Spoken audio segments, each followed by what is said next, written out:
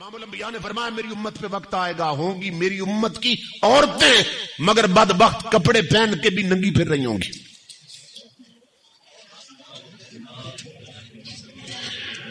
اب یہ حدیث پڑھ رہا ہوں اور اس کی میں تشریح کر رہا ہوں، شرح بیان کر رہا ہوں. اب ہر ماں بہن بیٹی اپنے آپ کو اس حدیث کی تکڑی پہ تولے، وہ کہیں اس کی زد میں تو نہیں آ رہی. اگر آ رہی ہے تو پھر اس حدیث کے آخر میں آقا جو عذاب بیان کر رہے ہیں اس عذاب کے لیے تیار ہو جائے. یہ 4 دن کا کھیل ہے، زندگی ختم ہونے والی.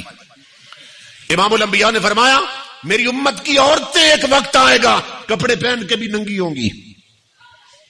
اور شارحین حدیث نے لکھا کہ شریعت کی نظر میں عورت کپڑے پہن کر ننگی کیسے ہوتی ہے. نمبر 1، آقا کی اس حدیث کا معنی یہ ہے ایک وقت آئے گا عورتیں شارٹ ڈریس پہنیں گی، مختصر لباس پہنیں گی کہ جسم کے کچھ حصے پہ کپڑا ہوگا، کچھ حصہ ننگا ہوگا.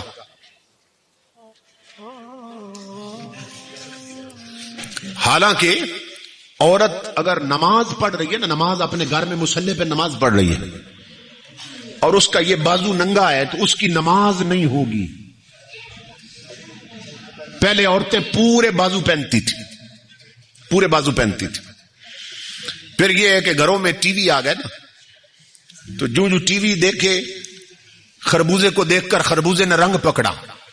فلموں میں کام کرنے والیاں، ڈراموں میں کام کرنے والیاں، سٹیج شو پہ آ کے ڈانس کرنے والیاں، گانے گانے والیاں، جب گھر کی عورتوں نے دیکھا وہ بھی تو عورتیں ہیں، تو معصوم بچیوں نے کہا جیسے اس کے بال ہیں میں بھی ویسے بناؤں گی، جیسے اس کے کپڑے ویسے میں بھی پہنوں گی، وہ بھی تو عورت ہے میں بھی تو عورت.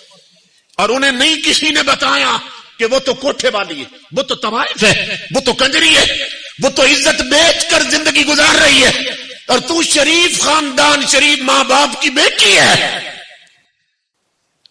تجھ میں اور اس میں کوئی فرق نہیں. امام الانبیاء کے غلاموں پھر انہیں دیکھ کر عورتیں فیشن کرنے لگ گئیں. پھر بازو ہاف ہوئے، پھر ہاف سے بھی ختم ہو گئے، اور اب کاندھوں تک بازو ختم ہو گئے عورتوں کے. اب گرمیوں میں آگے جو لباس آ رہا ہے نا، اور آگے جو فیشن چلنے والا ہے وہ یہ ہے کہ یہاں تک بازو نہیں ہوں گے، بازو پورے ننگے ہوں گے. عورتیں بین والے کرتے پہنتی تھی، بین والے. کیوں؟ تاکہ یہاں گردن پر بھی کسی غیر کی نظر نہ پڑے، اور پھر اوپر موٹی چادریں بھی ہوتی تھی. اتنی شرم اور حیا ہوتی تھی. اور آج صورتحال یہ ہے کہ یہ بین ختم ہو گئے، بین. اب عورتوں کے گریبان اور گلے اتنے کھلے ہو گئے کہ ان کی چھاتیاں اور نیک لائنیں نظر آتی ہیں.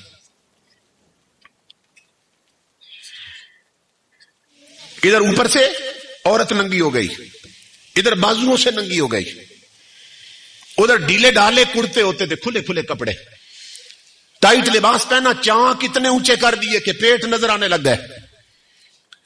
کھلی شلواریں ہوتی تھی تاکہ جسم کا جوڑ نظر نہ آنے پائے، اور پھر اس میں بل دیتے تھے،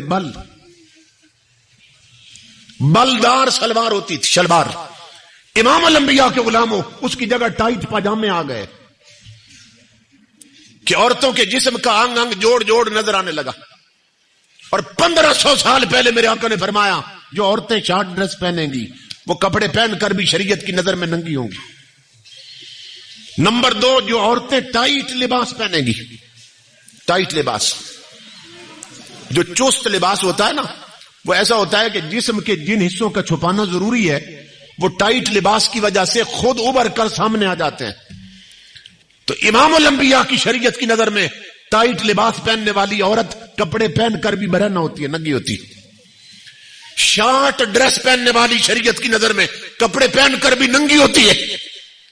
اور تیسری چیز امام الانبیاء نے فرمایا ایک وقت آئے گا عورتوں پہ کہ گرمیوں میں عورتیں پتلا لباس پہنے گی، باریک کپڑے، باریک کپڑے، کہ کپڑا پہنا ہوگا مگر اتنا پتلا اور باریک ہوگا کہ اندر سے عورت کا جسم نظر آ رہا ہوگا. اور تمہارے میرے نبی کی شریعت کی نظر میں ایسی عورتیں بھی کپڑے پہن کر ننگی ہوتی ہیں.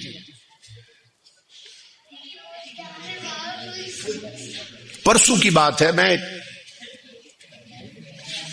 کپڑے والے کی دکان پہ گیا، تو میں نے کپڑے دیکھے تو میں نے کہا یہ تو بہت پتلے ہیں.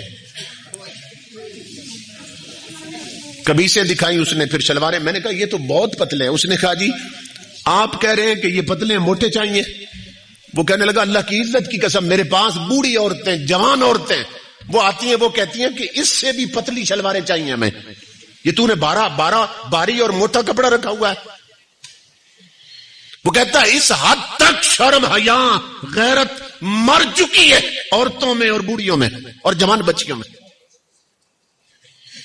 اور 1500 سال پہلے میرے نبی نے خبر دی تھی کہ ہوگی میری امت کی عورتیں کلمہ میرا پڑھیں گی بدبخت, مگر کپڑے پہن کے بھی ننگی پھر رہی ہوں گی. اور میری ماں بہنوں بیٹیوں, جب تمہارے میرے نبی معراج پہ گئے تو تاجدار کائنات فرماتے ہیں میرے رب نے جب مجھے دوزخ دکھائی تو آقا فرماتے ہیں رأیت جبن خبیث الریح فی سیاح.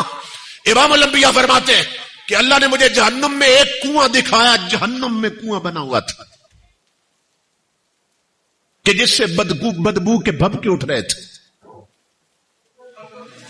اور عورتوں کی چیخوں کی آواز آ رہی تھی اس کنویں سے جس میں پیپ تھی, جس میں گندگی تھی. عورتوں کی چیخوں کی آواز آ رہی تھی. میں نے کہا جبریل اس کنویں کے اندر کون بدبخت عورتیں ہیں کہ جن کی چیخوں کی آواز آ رہی ہے؟ تمہارے میرے نبی فرماتے ہیں جبریل نے عرض کیا آقا یہ آپ کی امت کی وہ عورتیں ہیں یتزیننا ما لا یحل لہن. یہ حضور کی حدیث ہے کہ جبریل نے عرض کیا آقا یہ آپ کی امت کی وہ عورتیں ہیں کہ ان چیزوں اور کپڑوں اور میک اپ کا سامان اس کے ساتھ اپنا بناؤ سنگار کرتی تھی جو رب اور رسول نے ان کے لیے حرام کر دیا تھا.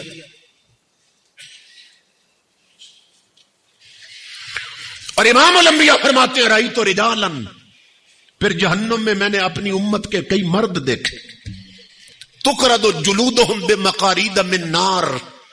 یہ لفظ ہے حدیث کے. امام الانبیاء فرماتے ہیں آگ کی کینچیوں سے, جہنم کی کینچیوں سے ان کے جسم کا چمڑا کاٹا جا رہا تھا. رأیت رجالاً, آقا فرماتے ہیں میں نے مرد دیکھے. میں نے کہا جبریل ما شان ہؤلاء, یہ کون بدبخت مرد ہیں کہ آگ کی کینچیوں سے جن کے جسم کا چمڑا کاٹا جا رہا ہے؟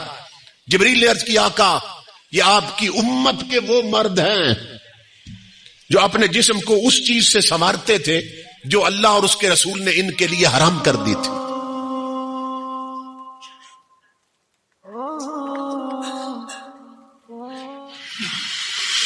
امام الانبیاء کے غلاموں یہ یاد رکھو. اب آپ سوچیں گے مرد کے لیے کیا حرام ہے؟ مرد کے لیے عورتوں والی شکل بنانا حرام, کہ داڑھی بھی چٹ کروا دے اور مونچھیں بھی چٹ کروا دے. امام الانبیاء نے فرمایا جو میری امت کے مرد عورتوں کی صورت اختیار کرتے ہیں ان پر میرے رب کی لعنت ہوتی ہے. یہ حدیث حضرت صلی اللہ علیہ وسلم کی. مونچھیں بھی گئی داڑھی بھی گئی. داڑھی اور مونچھیں یہ مرد کی پہچان ہے, یہ مرد کی پہچان ہے. اور امام الانبیاء فرماتے ہیں معراج کی رات میں فرشتوں کی ایک ایسی جماعت کے پاس سے گزرا کہ جن کی تسبیح یہ تھی سبحان من زین الرجال باللحا وزین النساء بالزوائب. فرشتے یہ تسبیح پڑھ رہے تھے کہ وہ ہمارا رب پاک ہے کہ جس نے مردوں کے چہروں کو داڑھیوں سے سجاوٹ دی ہے اور جس نے عورتوں کے سروں کو زلفوں سے سجاوٹ دی ہے.